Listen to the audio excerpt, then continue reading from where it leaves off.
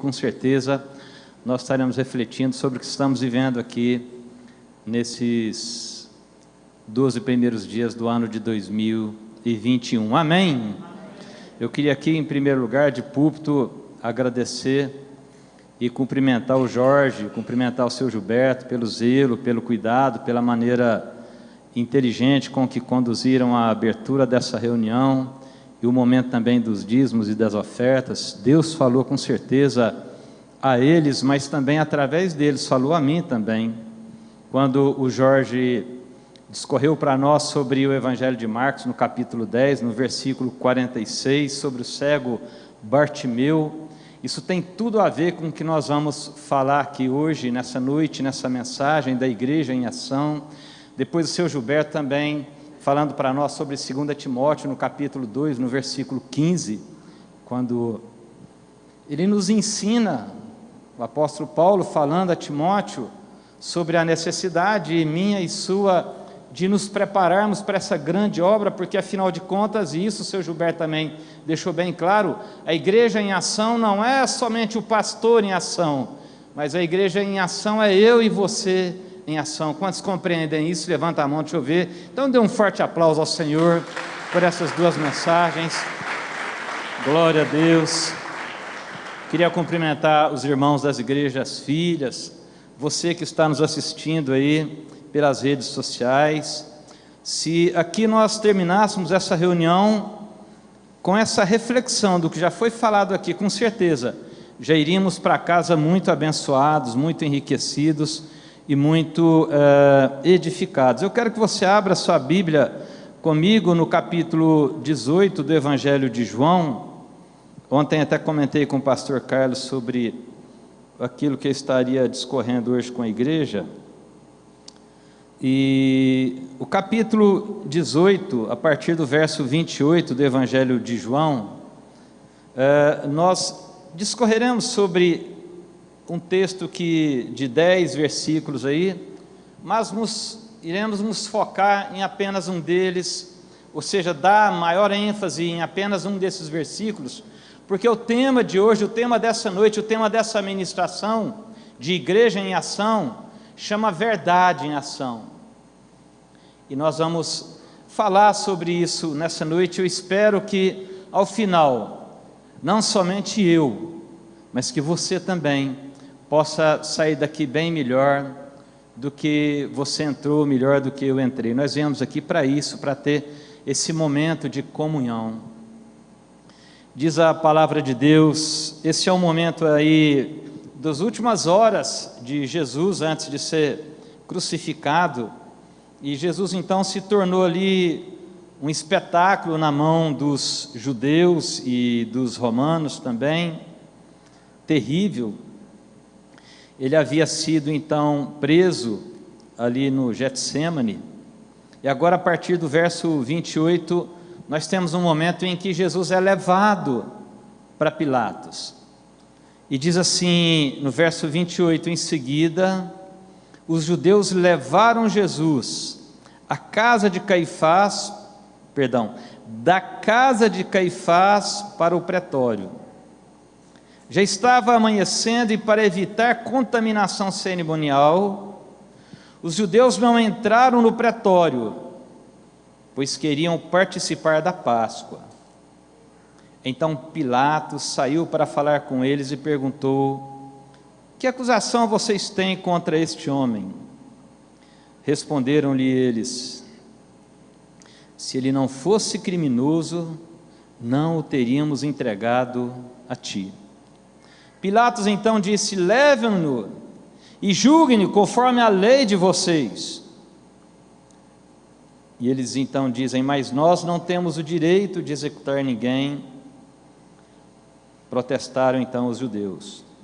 Isso aconteceu para que se cumprissem as palavras que Jesus tinha dito, indicando a espécie de morte que ele estava para sofrer. Pilatos então voltou para o pretório, chamou Jesus e lhe perguntou: você é rei dos judeus? Perguntou-lhe Jesus: essa pergunta é tua ou outros te falaram a meu respeito? Respondeu Pilatos: Acaso sou judeu? Foram o seu povo e os chefes dos sacerdotes que o entregaram a mim.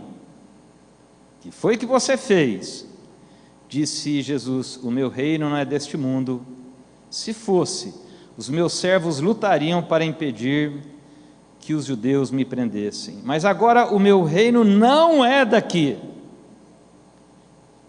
Então você é rei, disse Pilatos. Jesus respondeu: tu dizes que sou rei. De fato, por esta razão nasci, e para isso vim ao mundo, para testemunhar da verdade. Todos os que são da verdade me ouvem. E então apenas a parte A do verso 38, e é aqui que eu quero estar falando com a igreja e com os irmãos. Diz assim: que é a verdade? Perguntou Pilatos. Queridos, a Bíblia diz que nós não podemos contra a verdade, nada nós podemos contra a verdade, senão em favor da verdade. Esse é um fato. Essa pergunta que sai da boca de Pilatos, ela, por muitas vezes, ela sai da minha boca e da sua boca, ou talvez nem saia verbalizada.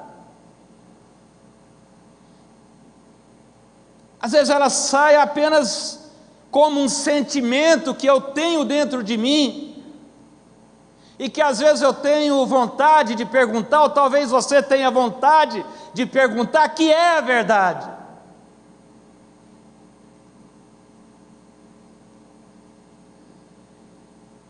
Tivemos um ano de 2020, poderemos classificá-lo como assustador. A igreja Shalom, ao apagar das luzes de 2020, viu ser entregue nas mãos do Senhor o Júnior. Ele, acometido de Covid, sucumbiu às complicações próprias dessa enfermidade. Apagam-se as luzes do ano de 2020, e aí começa um momento de oração para que 2021 seja diferente. Mas ao acender das luzes de 2021, o Senhor recolhe o pastor Wécio. E nesses momentos nós enxergamos esses quadros, e a nossa mente, a nossa alma, o nosso espírito, perturbado que está, já desde o Éden, um espírito que se encontra muitas vezes fraturado pelo pecado, não consegue assimilar essas coisas, e muitas vezes entramos em confusão espiritual. Esse é o grande perigo, por conta dessas situações. Quantos entendem o que estou falando? Você já enfrentou alguma situação em que você passou por um grande choque, e quando você esperava que tudo fosse resolver, veio algum problema mais grave do que o anterior, talvez? Quando já experimentaram isso? Quando você chega para alguém e aí você coloca a sua situação e pergunta para ele: o que você acha da minha vida? Ele te responde: olha, dos males esse é o pior. Já percebeu isso, irmão? Às vezes é assim a vida. Essa pergunta, o que é verdade, ela ecoa no coração do homem desde a criação.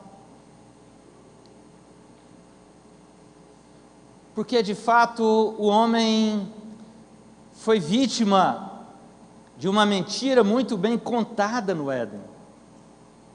Muito bem contada. Então o homem, ele ouve essa mentira,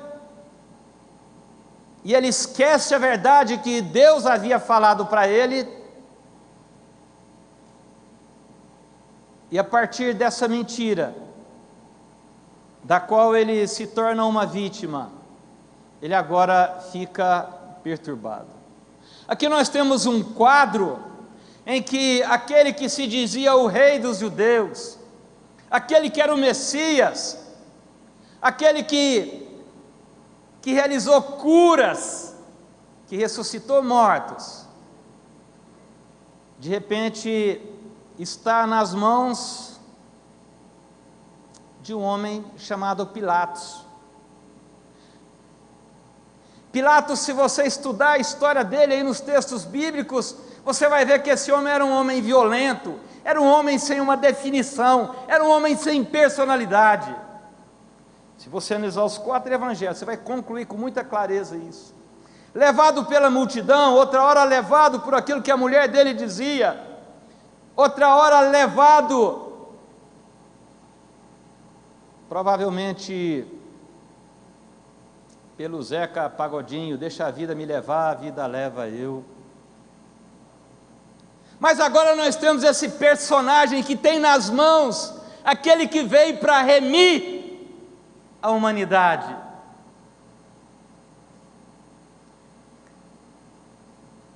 Esse paçoca desse Pilatos, ironicamente, faz uma pergunta para o Messias, ironicamente, provavelmente em tom de gozação, que é a verdade. E aí, meus queridos, é a partir daí que nós vamos falar sobre verdade nessa noite.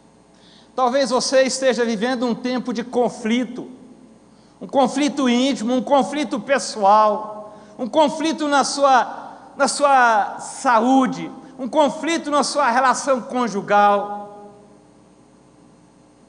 E aqui hoje nós temos a resposta, não dada pelo pastor Horácio, mas pelas Escrituras Sagradas. Pilatos pergunta ironicamente o que é a verdade. E talvez você esteja fazendo a mesma pergunta, não ironicamente, mas talvez porque você esteja sendo vítima de algum episódio, de alguma pessoa, de alguma situação na qual você está envolvido até, vamos dizer, involuntariamente. Quem sabe você está com algum diagnóstico de uma doença que nem foi causada por você. Quantos entendem o que estou falando?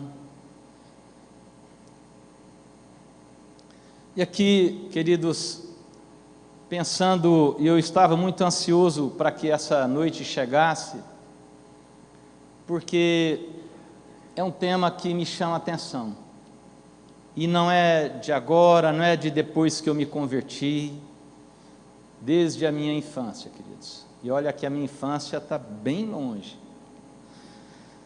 e eu aqui fiz algumas colocações que eu queria compartilhar com a igreja. A primeira delas é a respeito do seguinte: nós sabemos que os gregos tiveram uma grande importância na formulação, ou seja, na escrita do Novo Testamento. Pastor Carlos iniciou no ano de 2020 com os irmãos aqui um curso desvendando as Escrituras, não é isso, pastor? Estudando os detalhes das Escrituras, e fomos interrompidos pela pandemia, mas de um conteúdo maravilhoso que ia nos ensinar muitas coisas. Uma delas é que nós iríamos aprender que a maioria do Novo Testamento foi escrita em linguagem grega, apenas algumas pequenas parcelas ali, se não me engano, acho que no aramaico, não é isso, pastor Carlos? Muito bem. Os gregos, eles eles traziam em si, ou trazem até hoje, uma imagem de sabedoria. Mas é uma sabedoria extremamente perigosa, em muitos momentos infundada. Mas eu pesquisando na internet sobre isso, eu achei aqui uma definição de verdade, que diz assim: a verdade significa aquilo que não está oculto, o não escondido. Agora preste atenção nisso aqui: manifestando-se aos olhos e ao espírito como é.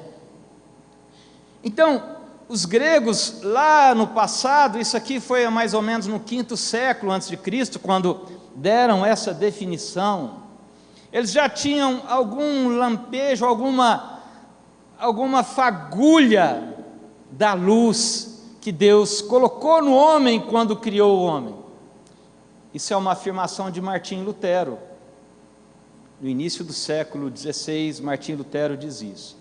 Mas ele diz aqui sobre a verdade, e ele vai falar uma coisa aqui interessante, essa parte eu grifei: manifestando-se aos olhos e ao espírito. O que ele está querendo dizer aqui, esse grego que disse essa coisa, e nós não vamos discorrer sobre esse personagem, porque o nosso personagem central é o Cristo, mas o que ele quis dizer é que a verdade é aquilo que nós enxergamos em duas dimensões: a dimensão natural e a dimensão espiritual. Quantos entendem o que estou falando? Presta atenção numa coisa: quando você vai no início da carta aos Efésios, no capítulo 1, no verso 18, você vai ver o apóstolo Paulo dizendo o seguinte, que ele estava orando para que Deus abrisse os olhos do coração daqueles irmãos. Então o apóstolo Paulo está dizendo que a verdade ela vai além daquilo que os meus olhos veem. Mas presta atenção nisso, ele não está dizendo isso segundo uma perspectiva platônica, não. Ele está dizendo isso baseado naquilo que o Espírito de Deus revelou a ele. Porque em Gálatas ele fala que as revelações que ele recebeu não foi de homens, mas foi do próprio Espírito Santo de Deus. O apóstolo Paulo, quando ele ora por aquilo, ele está dizendo: olha, nós precisamos enxergar além daquilo que os olhos naturais veem, porque muitas vezes os nossos olhos naturais nos dão uma falsa percepção da realidade.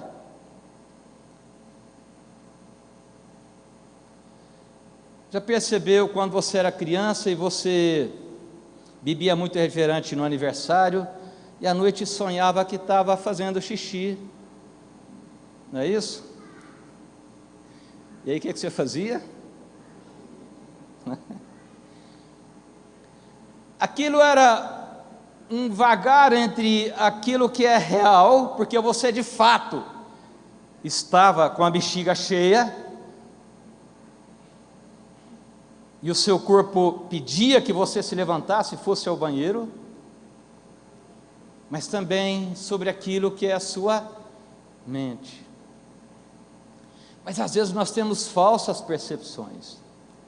É curioso isso, se você que está me ouvindo aí, talvez nas redes sociais ou aqui mesmo, se você é advogado e você abre o seu Código Penal lá, que fez agora 80 anos, dia 7 de dezembro passado, o decreto 2848, no artigo 20 do Código Penal, tem uma parte lá, nos parágrafos 1º, 2º e 3º, que fala sobre as discriminantes putativas. O que significa isso? São aquelas coisas que justificam a nossa atitude, embora ela tenha lesado alguém, mas as quais nós não percebíamos com clareza os fatos.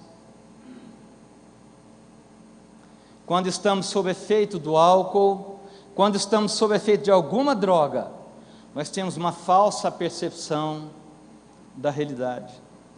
De tal forma que o apóstolo Paulo, quando ele escreve aos Efésios, no capítulo 1, no verso 18, ele está muito preocupado em abrir, em expandir a nossa visão, para que nós enxerguemos não somente o que nós vivemos aqui, Quando o pastor Humberto, então, orando naquele momento ali, no velório do pastor Uécio, ele dizia: o pastor Uécio, ele não morreu, porque a Bíblia diz que aquele que crê não morre, mas pelo contrário, ele passa da morte para a vida. Olha que coisa, irmãos. Isso é uma maneira de ver as coisas como de fato elas são. Sabe, Herodes tinha poder naquele momento sobre o corpo de Jesus, mas o próprio Jesus fala: olha, nenhuma autoridade tu terias sobre mim, se do alto não lhe fosse dado. Jesus abre os olhos naquele momento daquelas pessoas que o ouvem, para que nós possamos enxergar o mundo natural e o mundo espiritual. Mas a Bíblia diz que o melhor de Deus ainda está por vir. Olha que coisa interessante, irmãos. Às vezes nós paramos diante de uma perda de uma pessoa amada e nem entendemos que aquela pessoa muitas vezes já está com o Senhor. E o próprio apóstolo Paulo fala: eu estou até em aperto, porque a minha vontade é estar com o Senhor, mas eu acho que eu ainda preciso ficar aqui mais um pouquinho. Ele fala que estar com o Senhor é muito melhor do que estar aqui.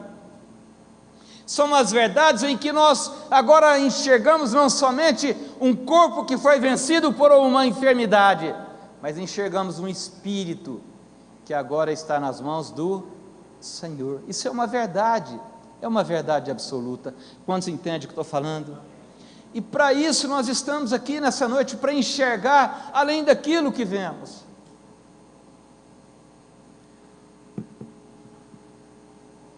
Pilatos, embora naquele momento tivesse uma farda e uma patente, mas ele não tinha controle nem sobre si. E a Bíblia diz que Jesus tinha todo o controle sobre si, porque ele dizia: olha, ninguém tira a minha vida, mas eu deliberadamente a dou para depois retornar. Pilatos, presta atenção numa coisa, é a versão horaciana, amém? Presta atenção numa coisa, Pilatos: você vai me entregar, e eu vou apanhar até morrer, eu vou ser moído. Mas presta atenção numa coisa: ao terceiro dia, eu me levantarei. E quer saber de uma coisa, Pilatos? Gravem a Bíblia do Horácio aí. Mas ele poderia dizer isso também, pastores. Quer saber de uma coisa? Quando eu ressuscitar, os meus discípulos estarão reunidos a portas fechadas, e essas portas estarão trancafiadas, mas eu chegarei, eu entrarei naquele ambiente sem necessidade de uma chave, porque eu receberei um corpo glorificado. Quando recebem isso, digam amém, dê um aplauso ao Senhor, queridos. As coisas espirituais, elas estão além disso. É muito importante que você e que eu, quem sabe quando chegarmos em casa hoje, abramos a nossa Bíblia na primeira carta aos Coríntios, a partir do capítulo 15 ali, onde o Senhor vai nos ensinar pelo apóstolo Paulo o que acontecerá comigo e com você. A Bíblia vai dizer lá para nós, Paulo vai dizer assim: olha, nem todos morreremos, mas todos seremos transformados. E ele diz: num abrir e fechar de olhos, aquilo que é corruptível será revestido pelo incorruptível. Irmãos, quem tem essa promessa? É nós cristãos, é eu e você que cremos, é eu e você que cremos, de tal maneira que, deixa eu te dizer uma coisa, se existe um povo que não tem motivos para chorar no velório, somos eu e você. Nós choramos pela separação, isso é natural, é óbvio, mas não por uma falta de esperança. Paulo, escrevendo aos Tessalonicenses, no capítulo 4, ele vai dizer isso: olha, eu não quero que vocês fiquem tristes como os outros que não têm esperança. Ele vai ensinar isso. São verdades absolutas, não verdades para aquele momento em que há uma multidão lá fora que quer entregar a Jesus, mas uma verdade que já passou 2000 anos, e ela durará por toda a eternidade. em nome de Jesus, amém? Esse é o fato. Quando a Bíblia diz: conhecereis a verdade, e a verdade vos libertará, João 8,32, nós entendemos isso, que o maior medo nosso está na carta aos Hebreus também, no capítulo 1, a Bíblia diz dos homens que desde a eternidade sofriam por medo da morte, mas agora quando nós abrimos a carta aos Hebreus, nós aprendemos essas coisas. Muito bem, queridos, a Bíblia vai nos ensinando, a Bíblia vai dizer para nós na primeira carta aos Coríntios, no capítulo 2, nos versos 14 e 15, nós não vamos abrir aqui até por conta do tempo, mas vai dizer lá, que o homem natural, ele cogita das coisas naturais, mas o homem espiritual, ele discerne todas as coisas, de tal maneira que o segredo meu e seu, é cogitar das coisas espirituais, porque isso nos traz esperança, amém? A Bíblia vai nos ensinar também, sobre essas falsas percepções, nós não vamos alongar nisso, mas eu queria que os irmãos projetassem para mim, o Evangelho de João, no capítulo 17, verso 17, para nós partirmos para o final dessa mensagem.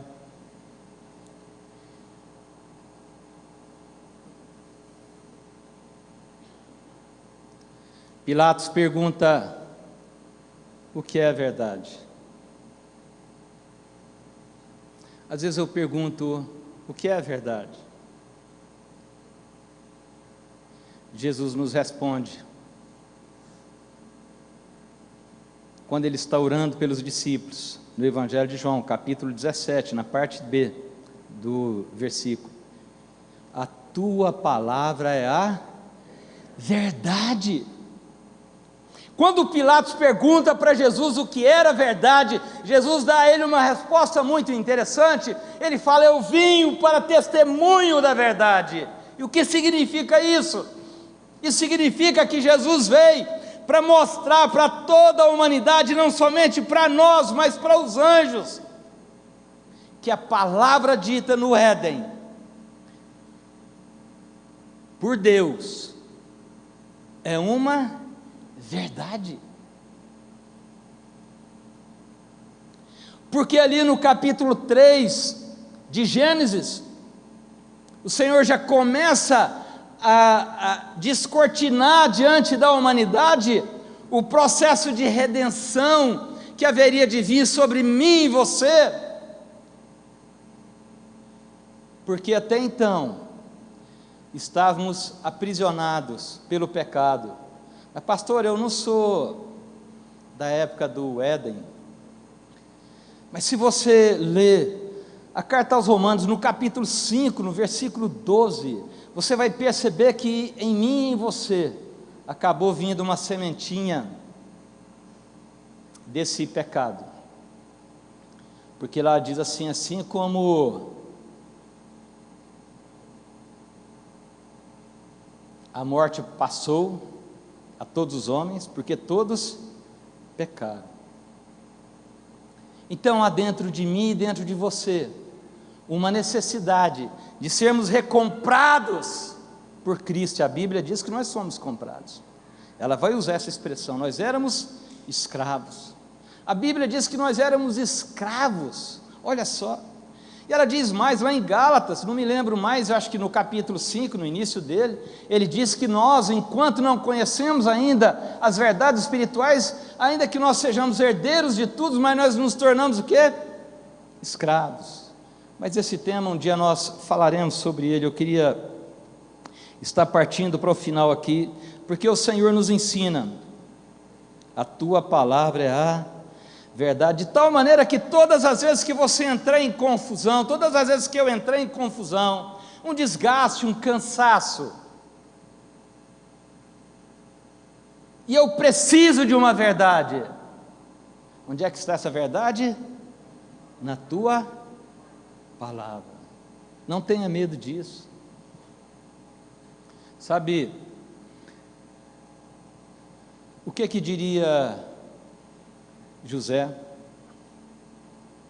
foi vendido. Primeiro os irmãos tentaram matar ele, depois foi vendido como escravo, depois foi para a cadeia cumprir uma pena de um crime que ele não devia, e ele suportou todas as coisas. E a Bíblia diz que ao final da história dele, quando os seus irmãos chegaram para ele e não o reconheceram no Egito, ele teria toda a autoridade naquele momento para fulminar os irmãos que o submeteram a um tempo terrível de humilhação. Não foi um ano de humilhação, não foi 10 anos de humilhação, irmãos, foram muitos anos. E na hora que ele abraça os irmãos dele, os irmãos que lembram a história de José aí vão compreender o que eu estou falando. A Bíblia diz que ele chorava tão alto que todo o Egito escutava. Olha a expressão que é usada. Mas sabe por que ele chorava, queridos? Não era de tristeza, não era por ter sido traído pelos próprios irmãos. Ele chorava com certeza de alegria, porque o Espírito revelou a ele que tudo aquilo que ele passou, olha só, foi para que ele mantivesse vivo todo o povo de Israel. Olha que coisa, são verdades espirituais. Talvez você esteja sendo vitimado hoje por alguma calúnia, mas entenda uma coisa: em algum momento o Senhor vai trazer a luz e vai te ensinar, e o Senhor vai mostrar para você que a sua leve e momentânea tribulação naquele momento produziu para você um peso de glória tremendo na eternidade, em nome de Jesus, amém? Vocês entendem isso? Olha só, irmãos, vamos voltar para o texto de João. Diz a Bíblia que em seguida os judeus, no verso 28, em seguida os judeus levaram Jesus da casa de Caifás para o pretório. Já estava amanhecendo e para evitar contaminação cerimonial, os judeus não entraram no pretório, pois queriam participar da Páscoa. O pretório, o que é o pretório? Naquela época Israel estava invadida pelo Império Romano. O pretório era um ambiente que eles colocavam no campo, onde ali ficava o pretor, que era aquele que julgava e condenava as pessoas daquela terra. Então aquele ambiente, o pretório, não era um ambiente judeu, era um ambiente romano. Quantos entendem o que estou falando? Agora, olha o conflito. Seria como se alguém entrasse dentro da minha e da sua casa e sentasse ali, arrumasse um lugar e fosse julgar a mim e a você dentro da minha e da sua casa. Já pensaram isso? Mas a Bíblia diz, e aqui eu quero fazer um alerta para a igreja nesse momento, que os judeus não entraram ali. Por que eles não entraram ali? O próprio texto bíblico diz que eles não entraram porque eles não queriam contaminar.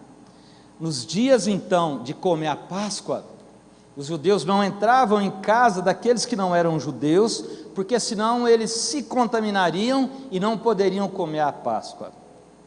Veja que atitude religiosa, irmãos. Agora preste atenção nisso.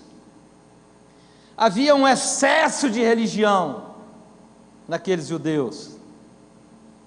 Havia uma prática litúrgica, porque eles não podiam entrar no pretório para não se contaminar. Mas por outro lado, eles estavam a caminho de entregar na mão dos romanos, para ser crucificado, o autor da vida. Olha para mim, você que está me assistindo pelas redes sociais, preste atenção nisso. Talvez a minha e a sua religiosidade, naquilo que diz respeito ao rito, a nossa falsa santidade, pode ser uma verdadeira máscara. Portanto, nós não estamos andando com a verdade. Até praticamos a religião, os ritos são rigorosamente observados por mim e por você, mas o nosso caminho, muitas vezes, é o caminho de negar o nosso Cristo, porque não exercemos, não é somente uma questão de misericórdia, mas nem justiça sobre o nosso próximo. Quantos entendem o que estou falando? Entendem isso, queridos? Nosso horário já está se esgotando, e eu queria concluir essa mensagem com os irmãos com uma história, que é a verdadeira história, que está narrada na Bíblia, no Evangelho de João, no Evangelho de Lucas, capítulo 15. A Bíblia conta de um filho. Se os irmãos do louvor quiserem subir, já podem subir, nós já estamos caminhando para o final dessa ministração. Depois você chega na sua casa, abra sua Bíblia no Evangelho de Lucas, no capítulo 15, e vai ler um pouquinho sobre o filho pródigo. A Bíblia diz que aquele jovem, em certa altura da vida dele, ele resolveu curtir a vida. E ele chegou para o pai dele, invocando um direito: pai, dá a minha parte que me cabe na herança. Quantos se lembram dessa passagem? E a Bíblia diz que o pai deu a ele aquilo que era a parte dele.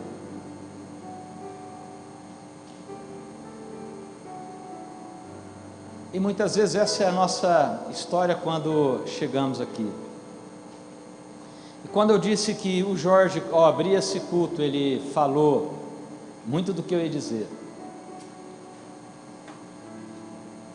era porque, queridos, muitas vezes nós nos aproximamos do Senhor, e nós sabemos que há uma herança que nos aguarda, e nós pedimos ao Senhor essa herança, mas só que nós pegamos essa herança e nós distanciamos do nosso Senhor para um lugar longínquo, e lá nós dissipamos tudo.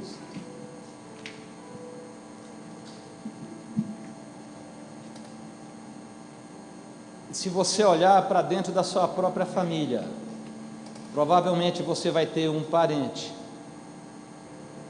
que algum dia dissipou tudo, teve uma longa temporada na farra, mas que por conta daquilo foi submetido a um estado de pobreza, miséria e tristeza e abandono. E quem sabe você que está me ouvindo, não aqui nessa igreja, mas nas redes sociais, você esteja longe, mas um dia você esteve aqui, e aqui você recebeu parte da herança que o Senhor tem para você. A Bíblia conta desse homem, ele dissipou todos os seus bens, e é assim, queridos, um abismo chama outro abismo. A Bíblia diz isso, porque nós andamos na mentira, nós andamos atrás de uma falsa percepção da realidade.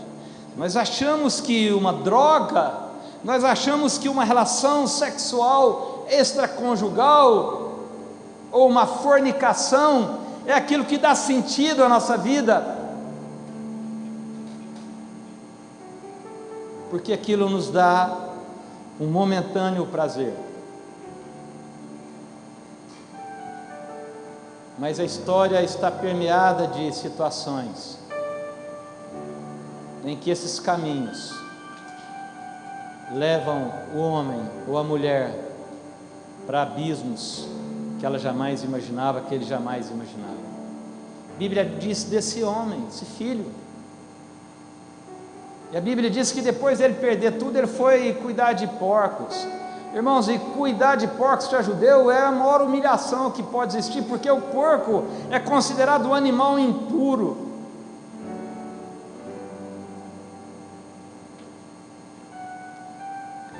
A Bíblia vai contar para nós no livro de Samuel,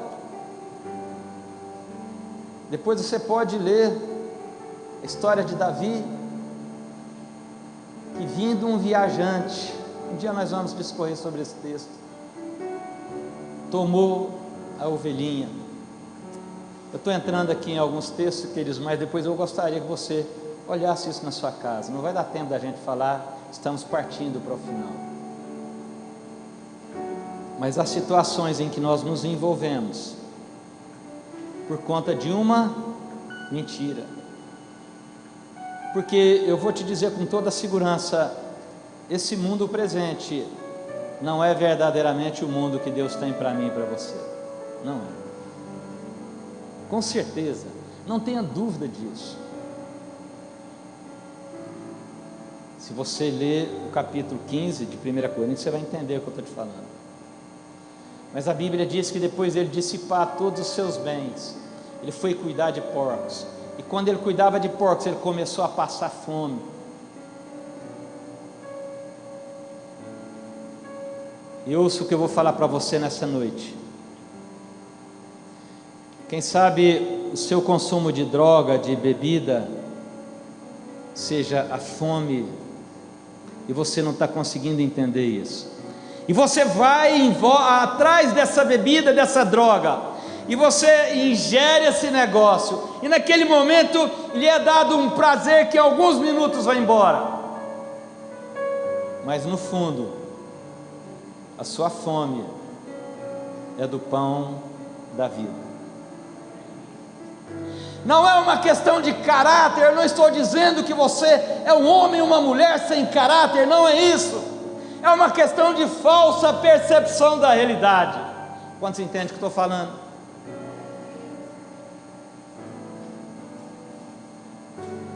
E você talvez esteja comendo das alfarrobas dos porcos. A Bíblia diz que naquele momento, olha a expressão que a Bíblia diz, queridos, veja depois, não perca essa oportunidade. A Bíblia usa a expressão caindo em si. Caindo em si, ele disse consigo mesmo: eu vou voltar para a casa do meu pai, porque na casa do pai tem pão. Talvez você esteja se sentindo até um escravo na casa do pai, mas a Bíblia diz assim, que ele entendeu isso, falou: até os escravos, os servos do meu pai estão vivendo melhor do que eu. Deixa eu falar uma coisa muito séria para você, como tudo que nós falamos aqui no púlpito, mas de extrema importância. Talvez dentro da igreja você por vezes se sente assim meio que incomodado, desconfortável, mas esse homem lá do capítulo 15 de Lucas, ele falou: olha, até aqueles homens desconfortáveis que são escravos do meu pai estão bem melhores do que eu. Sabe por quê? Porque aqueles que estão servindo o pai dele estão na casa do pai. Talvez nessa noite uma grande mentira te distanciou da casa do pai, e seja essa oportunidade. Fique de pé, vamos orar a Deus, vamos cantar uma canção. Nunca se esqueçam, queridos, a verdade absoluta, ela passa pela percepção natural, mas também pela percepção espiritual. Nós estamos aqui na casa do Pai. Eu não sei qual é a sua condição dentro dessa igreja, mas aquele irmão seu que deixou a casa do Pai, nesse momento se encontra em angústia, e muitas vezes ele deseja voltar para a casa do Pai, mas por algum motivo ele não está aqui junto conosco. Queria pedir a equipe para cantar uma música para nós, enquanto nós adoramos ao Senhor. Não se distancie da verdade, queridos.